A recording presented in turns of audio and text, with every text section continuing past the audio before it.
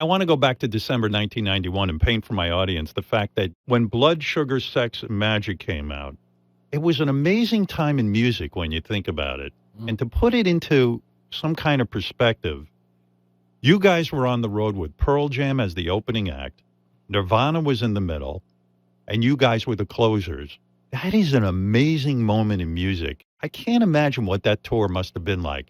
You guys had an album that was really breaking big. Pearl Jam was coming out with 10, and Nirvana, we know what happened with them. What was that tour like back then?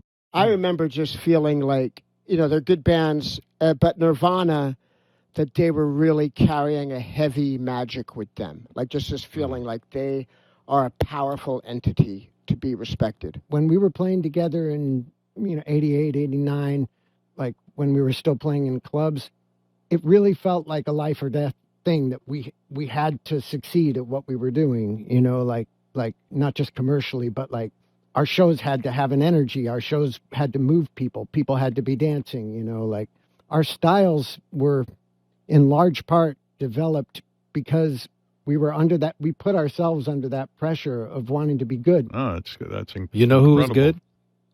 Nirvana.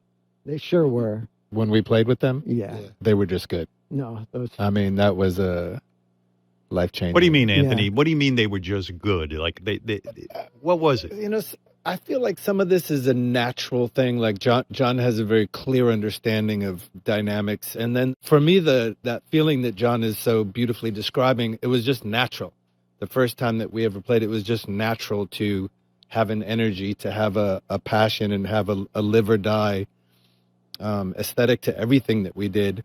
But I feel like Nirvana had that naturally as well. Like they were certainly good at their instruments and songwriting and chemistry and all that, but then they also just had a combustibility that came with birth or came from God or came from the planets or something. Did you get to hang out with Kurt Cobain and talk about being a front man? I would imagine you being around other front men, so to speak, would be important to you. I was usually pretty nervous whenever I was hanging around with him.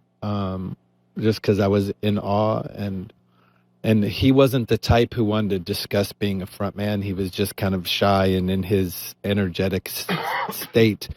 But Flea and I had some nice moments with him at some MTV show where we snuck away and went backstage and just sat with him while he was getting ready to play. And that was a nice experience. What was unusual about it? That he was sitting and playing and kind of loose as a goose and like loose. Feeling he was loose. And warm and inviting and relaxed. And it wasn't like he had been on tour for a long time and was all emotionally chaotic. He was quite within himself and said, "Yeah, come and sit." And yeah, he was a beautiful dude, and he left us with a ton of unbelievable music and energy.